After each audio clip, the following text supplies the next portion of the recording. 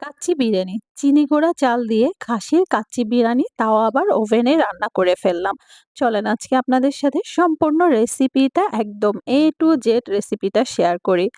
আজকে আমি কাচ্চি বিরিয়ানিটা রান্না করেছি রাঁধুনি কাচ্চি মসলা দিয়ে। এই ১ম বারের মতো আমি রাঁধুনি কাচ্চি বিরিয়ানির মসলা দিয়ে বিরিয়ানিটা রান্না করেছিলাম। বাট আলহামদুলিল্লাহ অনেক বেশি মজার হয়েছিল।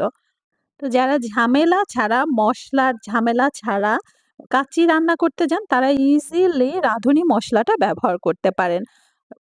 কাচ্চি রান্নার জন্য ১ম এই আমি চর্বিযুক্ত কিছু খাসির মাংস নিয়ে নিচ্ছি। যদিও খাসির মাংসতে সবসময় চর্বি থাকে, আমার মাংসগুলি একটু বড়, বড় সাইজের ছিল। তা আমি একটু সাইজ করে নিচ্ছি। তো আপনারা আপনাদের পছন্দ মতো খাসির মাংসের সাইজটা করে নিবেন। এরপরে কাটা হয়ে গেলে আমি লবণ আর ভিনেগার পানি দিয়ে প্রায় ১০ থেকে ১৫ মিনিট ভিজিয়ে রাখবো মাংসটা, আর ভালো করে ওয়াশ করে নিব। আমার এই ধরনের রান্নাগুলার ভিডিওটা একটু লং হয়, কারণ আমি চেষ্টা করি ডিটেলস শেয়ার করতে একদম A to Z step by step. তো ভালো করে মাংসটা কিন্তু এ পর্যায়ে ধুয়ে নিতে হবে যেন ভিনেগারের গন্ধটা না থাকে। আর খাসির মাংসের মধ্যে সবসময় ছোট, ছোট চুল থাকে, তো ভালো করে আমি পরিষ্কার করে নিচ্ছি। খাসির মাংসগুলা পরিষ্কার করা হয়ে গেলে আমি একটু তেঁতলে নিব। মানে এই পার্টটা কিন্তু আপনার করাতে হবে, যেহেতু আমি ওভেনে রান্না করব, আর ওভেনে রান্না চুলার রান্নার মধ্যে তো একটু পার্থক্য থাকেই। তো এজন্য আমি খাসির মাংসগুলা জাস্ট এরকম একটা শিল দিয়ে এভাবে মাংসটা থেতলে নিলে মসলাগুলাও ঢুকে সিদ্ধ হতেও সুবিধা হয়, আর মাংস যে সাইজ থাকে তার থেকে দেখা যায় দেখতেও বড় লাগে। বাংলাদেশের দোকানে কিন্তু এই স্টেপটা করে। এরপরে মাংসগুলা আমি ছেঁকে নিব যেন এক্সট্রা কোনো পানি না থাকে, আর মসলা দিয়ে মেরিনেট করে নিচ্ছি।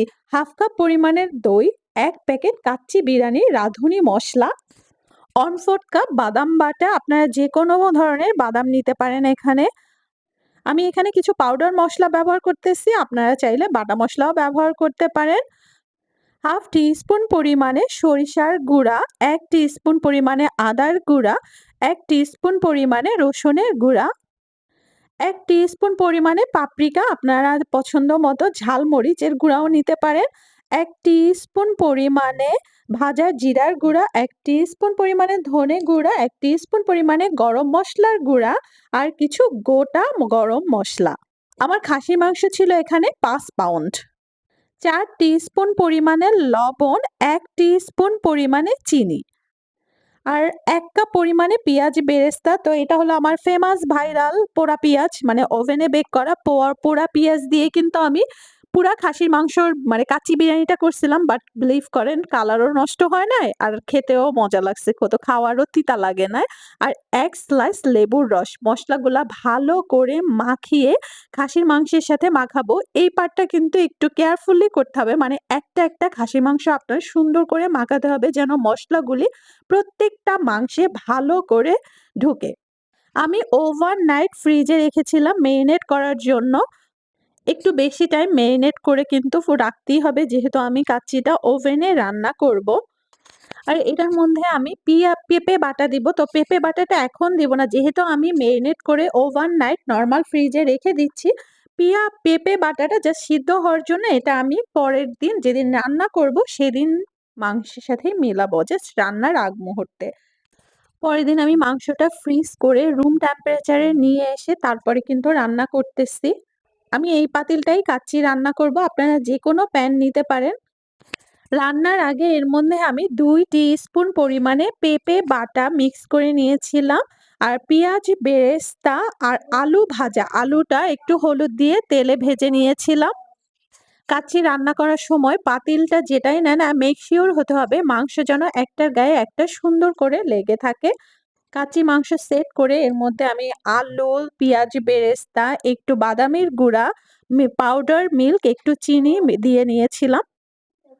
আমি ৪ কাপ পরিমাণের চিনি গুঁড়া চাল নিয়েছি, যেটা আমি কোনো ভিজিয়ে রাখি নাই। পানি গরম হলে গরম পানিতে ৪ কাপ চিনি গুঁড়া চাল দিয়ে একটু নেড়ে-চেড়ে নিচ্ছি। আমি যে পরিমাণে কাচ্চি রান্না করতেছি এই পরিমাণে ইজিলি ১০ জন মানুষ খেতে পারবে। কাচ্চি সিদ্ধ করার সময় কিন্তু আপনাদের পর্যাপ্ত পরিমাণে পানি দিতে হবে, যেন অনেক বেশি পানি থাকে, তাহলে রাইসটা ঝরঝরা হবে। আর লবণের পরিমাণটা পানির টেস্টের থেকেও বেস্ট হয় যেন, মানে বেশি হয় যেন, আমি সবসময় মুখে দিয়ে ট্রাই করে দেখি যে এটা লবণের পরিমাণটা বেশি হইছে কিনা। রাইসের থেকে যদি লবণের পরিমাণ মানে টেস্টটা বেশি না হয় তাহলে কিন্তু পারফেক্টলি হয় না। এরপরে আমার 80% রাইস হয়ে গেলে হাফ রাইস মাংসের মধ্যে, কাঁচা মাংসটার মধ্যে ঢেলে দিচ্ছি একদম গরম, গরম ভাতগুলি। একটা চামচ দিয়ে রাইসটা সমান করে দিচ্ছি। আর এর মধ্যে আমি বাদামের গুঁড়া, গরম দুধ যেটা আমি একটু হলুদ দিয়ে মিশিয়ে নিই কারণ কালারের জন্য আমি হলুদ ব্যবহার করি। আপনারা চাইলে ফুড কালারও ব্যবহার করতে পারেন, জাফরানও ব্যবহার করতে পারেন। জাফরান আমি ব্যবহার করছি বাট পরে। এরপরে কিশমিশ, বাদামের গুঁড়া, পেঁয়াজ বেরেস্তা, কাঁচা মরিচ। আমার বাসায় আলু বোখারা ছিল না দেখে আমি আলু বোখারাটা স্কিপ করেছি, বাট কাচ্চিতে কিন্তু আলু বোখারাটা অনেক মজা লাগে। আর ঘি, আমি দেশ থেকে আনা ঘিটা ব্যবহার করতেছি। তো আপনার এখানে ঘি, বাটার বা তেল যেটাই ভাল লাগে মানে যেটাই আছে সেটাই ব্যবহার করতে পারেন। দিয়ে দিচ্ছি। একটা লেয়ার দেওয়া হয়ে গেলে এরপরে আমি অল্প সামান্য পরিমাণে চিনিও দিচ্ছি।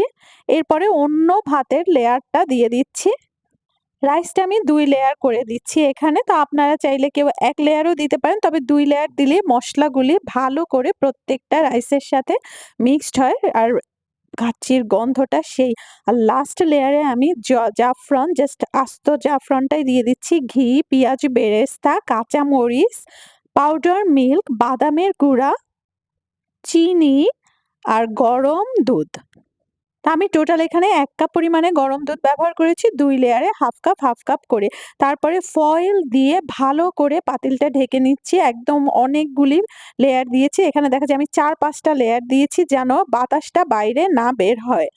এরপর আমি ওভেনে দিয়ে দিব। আমি বেকিং অপশনে ওভেন গরম করেছিলাম প্রি-হিট দিয়ে ৪৫০ ফারেনহাইট। ৪৫০ ফারেনহাইটে আমি 55 মিনিট বেক করব। একদম ৪৫০ ফারেনহাইটে আমি এটা 55 মিনিট বেক করব।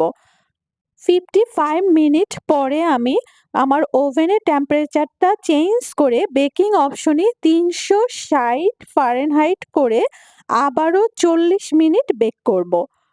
তো অলমোস্ট ১.৫ ঘন্টা, ১.৫ ঘন্টা পরে আমি আমার কাচ্চিটা দেখব যে আমার কাচ্চি কি অবস্থায় আছে। আমি যে পাতিলটা ব্যবহার করেছি এটা কিন্তু ওভেনে সেফ। পাশের হাতুড়িটা প্লাস্টিক থাকলেও ওই প্লাস্টিক মেল্ট হয় না। তবে উপরে যে ঢাকনাটা ব্যবহার করেছি সেটা সম্পূর্ণ ওভেন সেফ ছিল। কাঁচের ঢাকনা। আর এই পর্যায়ে ফয়েলটা কিন্তু অনেক কেয়ারফুলি খুলতে হবে কারণ অনেক, অনেক বেশি গরম থাকে। আর এখন কিন্তু ঘাবড়াবেন না কেউ কারণ এরকমভাবে কাচ্চি রান্না করলে নিচের দিকে বেশ ভালো পরিমাণে পানি জমা হয়ে যায়। আর উপরের ৪ সাইডের রাইসটা একটু ড্রাই হয়ে যায়। তো এরপরে আমি কাচ্চিটা ভালো করে মিক্স করে দিব যে রাইস আর মাংসগুলি সবকিছু। মাংস থেকে এক্সট্রা যতটুকু পানি বের হয় যখন আপনি মিক্স করবেন, আমি মিক্স করে কিন্তু আবার একটু ওভেনে রাখবো তখন ব্যালেন্সটা হয়ে যায় আর পারফেক্টলি কত কাচ্চিটা হয় যেটা রাইসও ড্রাই থাকে না আর মাংসটাও প্রপারলি সুন্দর মতো সিদ্ধ হয়ে যায়। কাচ্চি বিরিয়ানিটা আমি ভালো করে মিক্স করে ওভেনে বেকিং অপশন 300 এ দিয়ে আবারও ৩০ মিনিটের মতো স্টিমে রাখবো। জাস্ট এখন টেম্পারেচারটা লো করে দিব।